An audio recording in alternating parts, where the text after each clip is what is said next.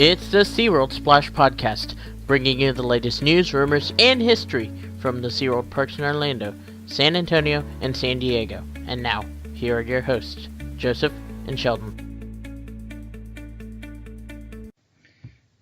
Hello, and welcome to the SeaWorld Splash Podcast. I'm your host, Joseph, along with Sheldon. What's going on, everybody?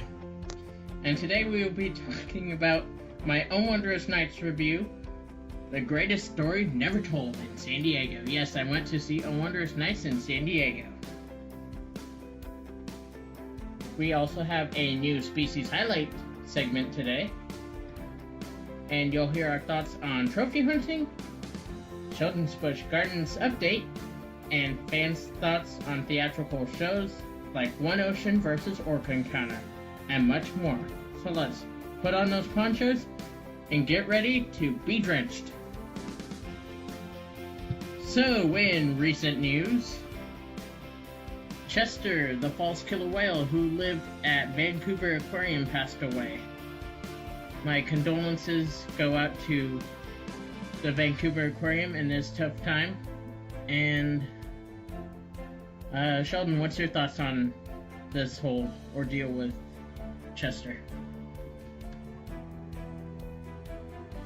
Well, yes, once again, I am very sad to hear the passing of Chester, the false killer whale.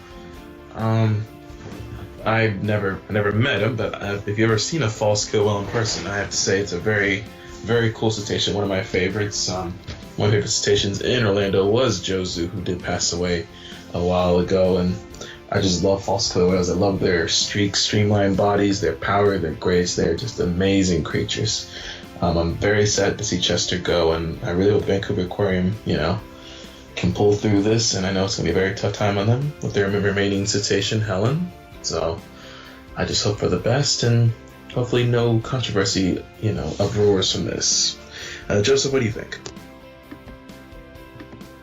Yes, it is definitely very sad to hear about Chester's passing. And again, our condolences go out to the Vancouver Aquarium. Now, on to my review on Oh Wondrous Nights in San Diego, the greatest story never told. That show is awesome. I think that San Diego did an awesome job bringing it out here. And Sheldon, have you seen it over there in Orlando? Yes, I have one time, and the reason it was only one time is because for all you SeaWorld Orlando fans out there, you and I both know that around December it's really hard to get into that show. You have to wait a very long time, and pretty much a whole day in itself to get in. I know that much, but it was a very cool show. I love the music. My favorite part is the ending when all the animals actually come in and take the place of where the puppets were, and they're singing, and it's a really cool scene, especially if you guys, love nativity scenes. It's amazing. It's a really heartwarming story. Definitely love it. I haven't seen it in San Diego yet. I noticed there are some differences with San Diego and Orlando, and I think we all know why. Joseph, can you tell some of those differences over there in San Diego as opposed to Orlando? Yes, those differences are like with the dove. In Orlando, they use multiple doves. In San Diego, we use only one dove because in Orlando, you guys have it in a closed theater. In San Diego, we have it outside in the open. So, let's do some math here. Dove and birds of prey. And I don't think that's gonna happen. Unless you want your owl having a birdie snack, but I know that's not what they want to do. Yeah, that would not be fun. But yes, my favorite part is when the live animals do come in. That's awesome. And it's definitely a bigger set. I would like to see the one in Orlando just to kind of compare and contrast. But yeah, it's definitely an awesome show to have out here in San Diego this year. For sure. It is one of the best stories ever told in the history of Earth. Now, on to our thoughts on trophy hunting elephants. some of you may not know that our co-host Sheldon is a big fan of pachyderms. What's your thoughts on this? Well, first of all, I'm extremely outraged by this decision. Yes, I'm a very big fan of elephants and rhinos, and to find out that a law has been passed to allow trophy hunting, but for selfish reasons, in my opinion, is just disgusting and just outrageous. Elephants and rhinos are endangered because of poaching. Trying to, saying that it's okay it's sending a wrong message to our kids. I mean, let's face it. You guys know about the northern right rhino. Only 3 left in the world. Why is that? Well, it certainly wasn't from lions. No, it was from people. It was from hunting. Every day, rhinos and elephants will be poached for their horns and ivory tusk. And here we are passing a law trying to pretty much end them. They're already endangered. There's not enough space as it is.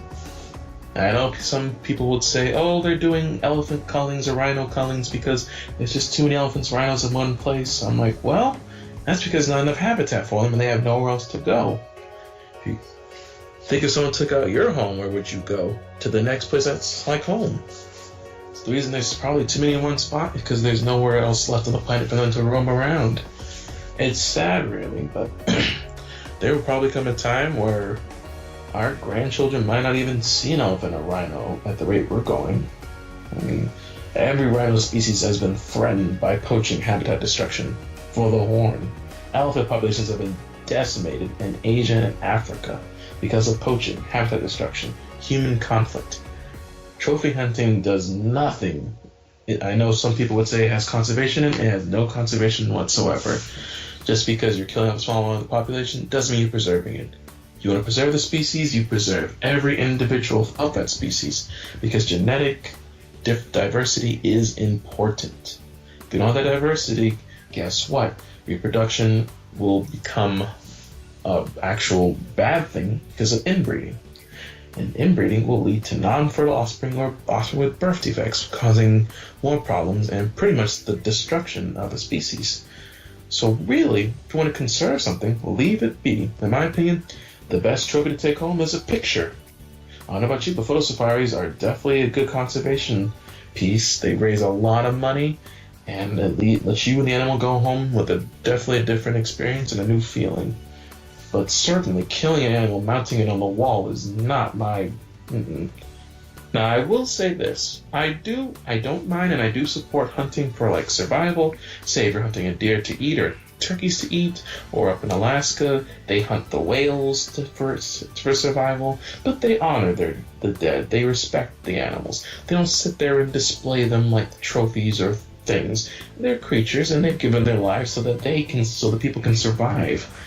Now, that kind of hunting is understandable, because they only take what they need, not what they want.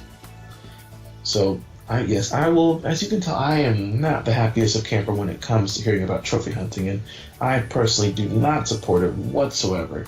No matter what the species is, no animal should deserve to die for human greed, especially if it's just going to be displayed and pretty much wasted. Joseph, what are your thoughts?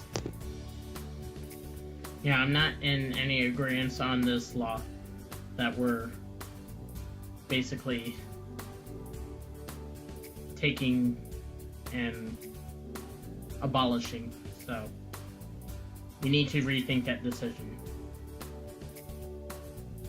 But on to more happier news. Sheldon recently went to Busch Gardens, so let's hear his Busch Gardens update. Yes, I recently did go to Busch Gardens a few weeks ago.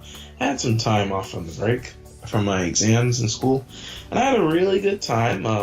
I did not see this new baby giraffe. Apparently it was born a few days after I went, so I will have to go back and see this new bundle of joy at 6 feet tall by now. I did, however, catch the baby orangutan. Her mother, his mother is Luna, and right now, you guys might have saw on Busch Gardens' website, they are doing a naming contest for this baby. There are 3 names to pick from it. You can go on that website, you can go on the Facebook page, and you can vote for your favorite name. And I did get pictures of it. It's on my Facebook page, and it is a very cute little boy. He's very curious. The mother, Luna, she did bring him over to the glass to interact a little bit and see the people, and she's a pretty good mother. It's a first-time mother, actually. That was very cool. I did go and see a new baby rhino named Winifred on the Serengeti Express. That's a very cool experience if you guys ever go to Busch Gardens. It's a train ride you can take through the actual Serengeti environment that goes through rhinos, giraffes, elands, wildebeest, zebras, and many more. It's very cool. I also had a personal really good experience with the elephants at Busch Gardens. I saw their herd and met one of their big bull elephants named Spike. Now, the cool thing about Spike is he's actually 14,000 pounds. So to put that in perspective, that's about 2,000 pounds heavier than Telecom was.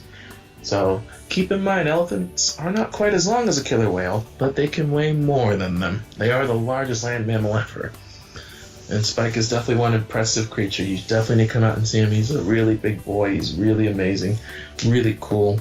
Also got to see some tigers as well, the gorilla troops, chimpanzees, and of course some very large alligators and hippos and crocodiles. Oh, they're pretty amazing creatures, and it's a pretty cool park. And I didn't ride much rides. I'm not much of a roller coaster fan, but I'm not saying I hate them. But roller coasters are not quite my thing. I prefer to go and see the animals.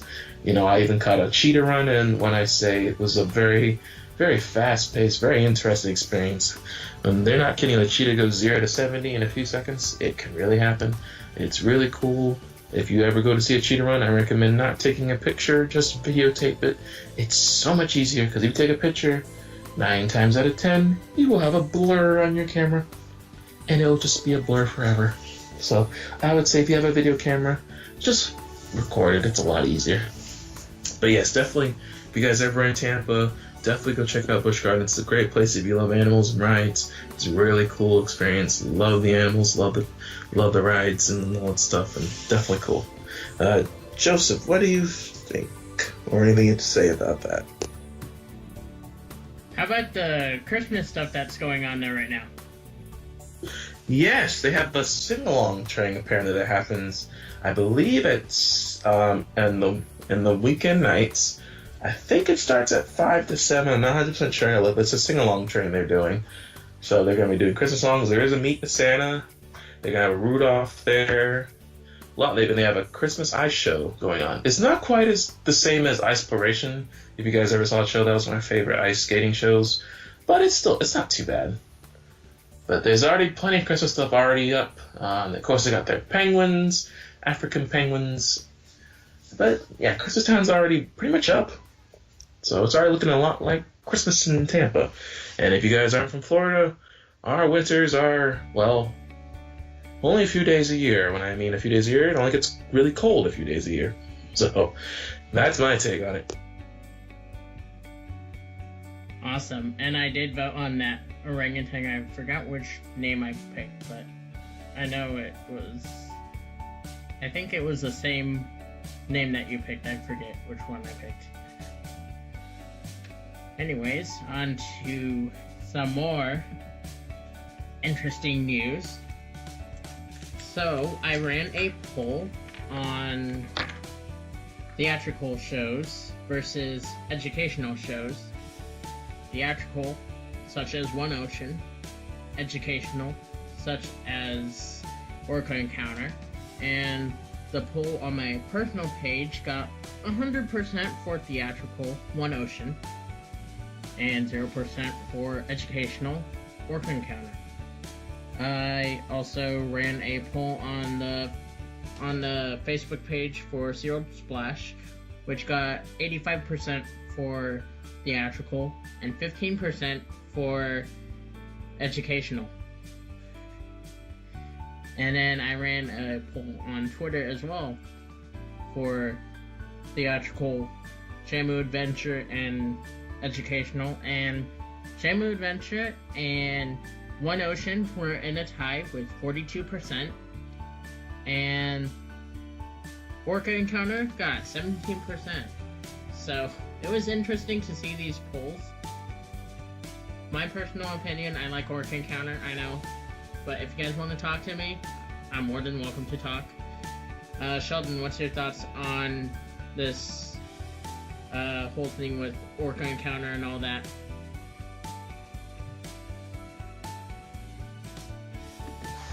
Well, given the nature of how Orca Encounters One Ocean are so very different, I could understand why some people probably do not really favor Orca Encounters as compared to One Ocean, and that's fine. Everyone is entitled to their opinions, and we appreciate you guys coming out and voting and giving us an honest opinion on what shows you prefer. I mean, personally for me, my favorite show was Sham Adventure. It was the first killer whale show I ever saw when I was little. I remember I was like 5 years old. I was 5 years old in SeaWorld Orlando, and that was the first time I ever seen a killer whale during Sham Adventure. That's where I met Tilikum, Katina, Colina, Taima, just to name a few, the SeaWorld family that we've come to know and love. So we all have those shows that we really fall in love with, the ones we really connect with. I mean, I know a lot of you guys would definitely say Believe was one of your shows that really connect you. I mean, that was like one of the best shows in my opinion. So I can see why theatrical versus educational can have some debate in it. And remember, guys, Orca Encounters is not going to be exactly like One Ocean. I wouldn't say as high energy, but then again, Orca Encounters does give us, something to look at, as in, it does give an educational part, and I understand that it's not very high energy and stuff, and some behaviors are not there anymore, like say a front flip or a V-spin, but, it is what it is.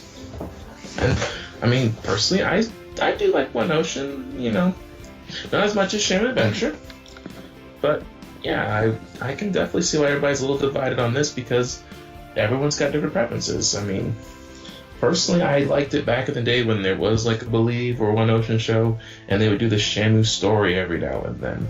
That was good. There was a balance of educational shows and theatrical shows. I mean, don't get me wrong, every show is educational, but I know there are some shows that do specifically, focus on like educational versus theatrical, and there's nothing wrong with that. I mean, yeah, remember guys, just because a show isn't the show you want doesn't mean you should hate like SeaWorld or anything. You should always go for the animals.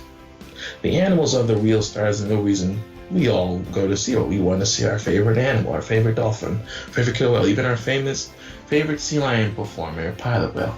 That's how we go. It's not really for the show or anything. We should go because we want to see our favorite animal stars who inspired us, or to become maybe trainers or want to work with animals in the future, or just become an educator or conservationist. But yeah, just remember, you guys, I mean, just because a show might not be that good, don't forget why the reason we're really here, because of the animals. That's what SeaWorld's about. We have animal stars that have changed our lives, and that's what's important.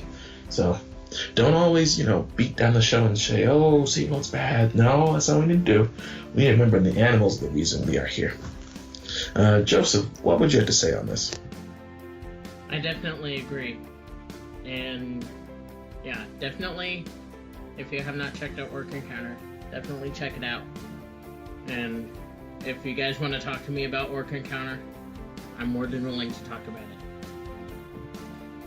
Now, on to today's segment of Species Highlights. What's today's Species Highlights? And now, ladies and gentlemen, it's time for Species Highlights, the part of the show where I explain to you about certain species, its relatives, and where they come from. Sit back and enjoy. Today's special will be reindeer. Good evening to you all, and salutations and all. For I give you a holiday joyous species highlight. Today we'll be going over a special creature that goes fitting with the holidays coming up. And it is the reindeer. Now we all know this famous old lines, singing if you know it. There's Dasher and Prancer, and I think I just forgot, oh my gosh, I'm so sorry. Donner and Cupid. Dancer, Prancer, Vixen. Comet and Cupid. Donner, Blitzen. And how about What? Rudolph? I said, but do you recall the most famous reindeer of all? Man, I'm just kidding. No. But reindeer, yes. Now, one cool thing about reindeer is reindeer and caribou are the same thing. They're just called different things depending on where you live. Kind of like with mountain lions. They're called mountain lions, pumas, cougars, Florida panthers, all kinds of names. Now the cool thing about reindeers is where they live. They live in the Arctic tundra in North America and Asia, specifically in northern parts of Russia and northern parts of Canada and Alaska. These guys migrate in herds of up to thousands every year for new grazing pastures and places to give birth. Now, reindeer or caribou have antlers, not horns. The difference between antlers and horns is antlers are shed every years, and horns are attached and are part of the actual body and the skull. Now, reindeers, the males will lose their antlers in winter, but the females will keep their antlers in winter for a very cool reason. You see, they give birth in the winter, so the females need to defend their young against a predator, the Arctic wolf. Wolves are the caribou's main enemy. They can hunt in packs and they're coordinated and can panic a herd and pick out a sick or weak or young individual. Just pump at the picking. For defense, reindeer can run up to 40 miles per hour. They can swim very well and cross rocky terrain. These guys are built for the harsh climate up north. There's also several subspecies that are found in Asia and throughout North America, and all grow a thick, warm coat and shed it in the spring. So if you ever see these really cool creatures in Christmas, make sure you say hello, caribou reindeer, because it's the same thing. And this has been another Species Highlight. We thank you guys for joining us. Oh, and one quick thing before we go. Can you answer this quick animal fact? True or false? All penguins like to live in the snow and cold place of Antarctica. The answer coming at the end of this episode. Thank you, and have a whale of a holiday. Thank you for that Species Highlights. And now, some more sad news that came out of SeaWorld Orlando this past week. Bruiser passed away, and he lived with Slowpoke at Sea Lion and Otter Stadium, for those of you that did get to see him. So, we send our condolences out to SeaWorld Orlando. Sheldon, did you ever see Bruiser in SeaWorld Orlando shows? I did, actually. I remember seeing him in Clyde and Seymour Take Pirate Island. Pirate Island. Ooh, cannot talk. Pirate Island. Clyde and Seymour Take Pirate Island many years ago. I don't know much about him. I remember seeing Slowpoke a lot too in Sea Lions High, but not seeing Bruiser too much. So I'm very sad to hear that news. But I know he was well taken care of. He was 39 years old. They lived to 40 years old. I don't know about you, but if it wasn't for good care, he probably wouldn't have lived that long. So that's another testimony to SeaWorld and the great care they take for these animals. I can definitely say he was okay taken care of and definitely was very well fed. He didn't look like he missed any meals when he came out at the end of the shows when I saw him a long time ago. But yes, definitely our condolences go out to SeaWorld Orlando during this tough time as well. I know the animal care staff did all they could and took care of him throughout his 39 years. Yes, so condolences go out to SeaWorld Orlando. And some more walrus news. Baby Aku has joined Ginger. So if you guys ever do the behind the scenes tour at Wild Arctic, say hi to Aku and Ginger. I've seen videos and pictures of them, they look so cute. Sheldon, what's your thoughts on Aku joining Ginger?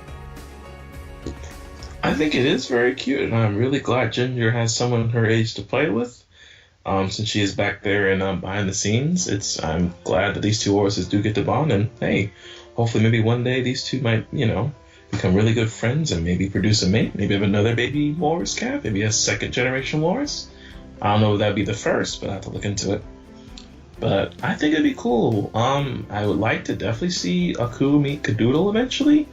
Meeting Garfield, I'm not 100% sure, because male walruses can be a little particular about their girls, so maybe when Coo gets a little bit bigger and puts on at least a couple thousand pounds, maybe have him come meet Garfield in Caboodle on Habitat. Maybe you might see, hey, maybe one day we'll see 4 walruses in Wild Arctic. That'll be very interesting. But hopefully one day those two will be able to come out in the Wild Arctic walrus habitat and see them hanging around there, because that would be very cool to see them. But if not, you guys are welcome to come see them at behind the scenes tours. Come to SeaWorld Orlando. Very cool though.